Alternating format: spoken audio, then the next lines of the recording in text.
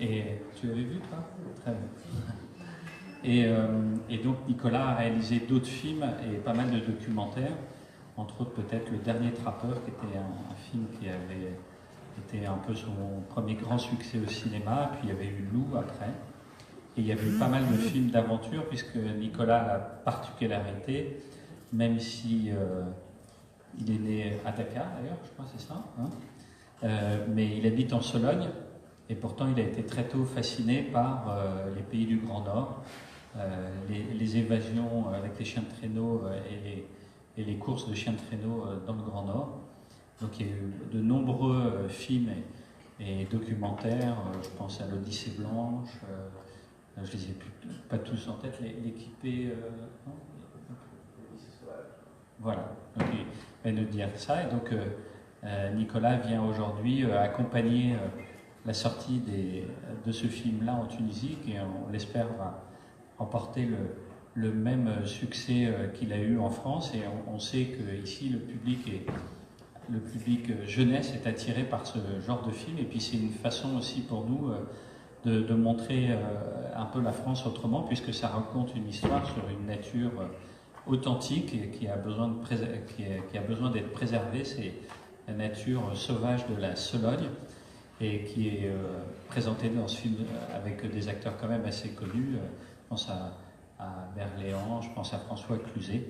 Donc peut-être que Nicolas, pendant 5-10 minutes avant qu'on commence la première projection, nous parle de ce film-là, qui devait être une idée qu'il avait depuis longtemps au fond de son esprit, avant que ça puisse enfin être montré comme maintenant au public.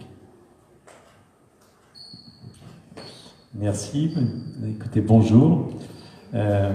C'est un film qui a été compliqué. On dit toujours, c'est quelque chose de connu au cinéma, c'est qu'il ne faut pas tourner avec des enfants et qu'il ne faut pas tourner avec des animaux et qu'il ne faut pas trop tourner dans la nature. Donc là, on a cumulé un petit peu toutes ces difficultés. Un enfant, eh bien parce que vous imaginez la pression qui repose effectivement sur les épaules d'un petit garçon d'à peine 11 ans pour un film comme celui-ci, avec une équipe de 80 personnes, 4 mois de tournage, des comédiens aussi immenses que François Cluzet et d'autres.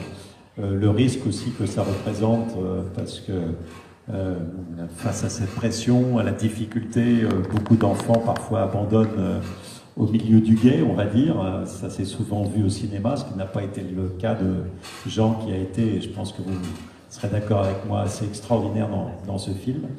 Un autre élément, vous allez vous en rendre compte, est qu'un des acteurs du film est un cerf, un très grand cerf, 20 corps, qui est un animal difficile à filmer parce que c'est un animal qu'on ne peut pas dresser comme on dresse un chien ou un ours ou un corbeau. Ça fait partie des animaux qui se dressent. Et il y a des animaux qui ne se dressent pas, comme les loups, avec lesquels j'ai fait un film, et comme un cerf, qui sont des animaux du coup qu'on imprègne. L'imprégnation, ça veut dire qu'on apprend juste à l'animal à accepter la présence de l'homme, mais après, pour obtenir ce que nous avons obtenu dans ce film d'un cerf, eh bien c'est très compliqué, c'est beaucoup de patience, et c'est aussi pour l'amoureux des animaux que je suis, beaucoup de plaisir.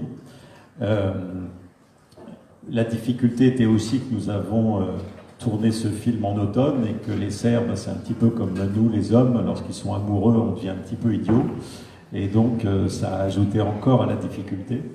Et puis la nature, vous imaginez combien c'est difficile de tourner un film à 90% dehors, surtout en automne, parce que la nature, parfois il pleut, parfois il y a du vent.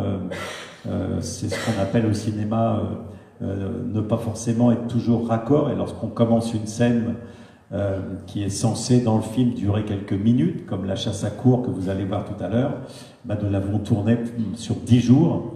Et si vous commencez par temps gris, il faut continuer par temps gris. Ou si vous commencez par temps de soleil, il faut continuer par temps de soleil.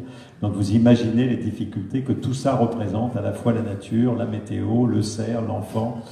Mais ça a été surtout quelque chose de passionnant. D'abord parce que j'aime beaucoup les enfants. Je pense effectivement l'avoir prouvé au travers de tous les films que j'ai fait avec des enfants, Belle et Sébastien et d'autres, parce que j'aime immensément les animaux sauvages et la nature.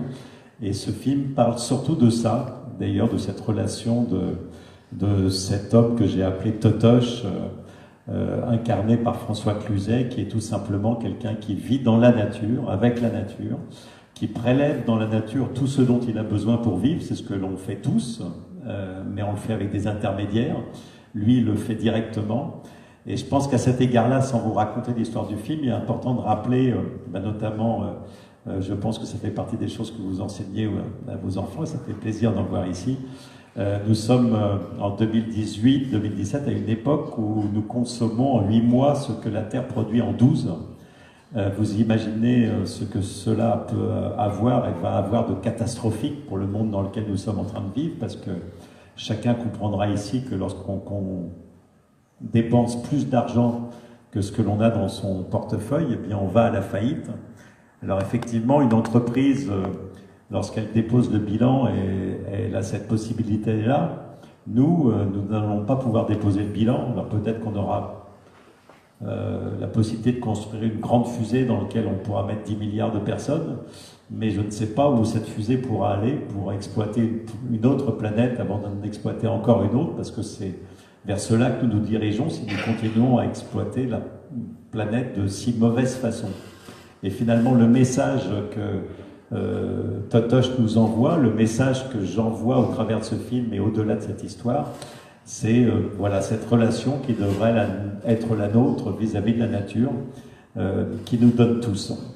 Donc nous avons développé, d'ailleurs, vous avez peut-être eu l'occasion de le voir avec ce film, un grand programme d'éducation à l'environnement, et j'ai eu le plaisir de voir plus de 600 000 enfants qui en France ont suivi justement le programme où nous avons parlé de cet épuisement des ressources naturelles, de toutes les conséquences du réchauffement climatique qui font des dégâts importants dans ces pays que je connais bien, qui sont effectivement ces pays d'en haut, mais pas seulement. Et ça m'a fait très plaisir de voir effectivement qu'au-delà de l'histoire que j'ai racontée dans ce film, qui est un petit peu mon histoire, celle que j'ai vécue avec la Solone, ces messages avaient été compris, reçus et largement diffusés. Voilà, écoutez, je vais vous laisser avec ce film. Si vous avez une canne à pêche, prenez-la. Si vous avez un panier, prenez-le. Il y a beaucoup de poissons dans ce film, beaucoup de champignons, beaucoup de parfums de la forêt, de cette belle forêt de Solone. Donc je vous souhaite une belle balade en compagnie de Totoche. Vous allez avoir du mal à reconnaître François Cluzet, mais c'est bien lui. De ce vieux conte qui est François Berléand. J'ai eu l'occasion d'avoir un casting extraordinaire avec ce film, Éric Elmosnino. Pour ceux qui connaissent Laurent Gérard, vous allez aussi avoir du mal à le reconnaître, mais il est dans ce film. Donc bonne balade dans Solone, merci de votre présence et puis bonne projection. Au revoir.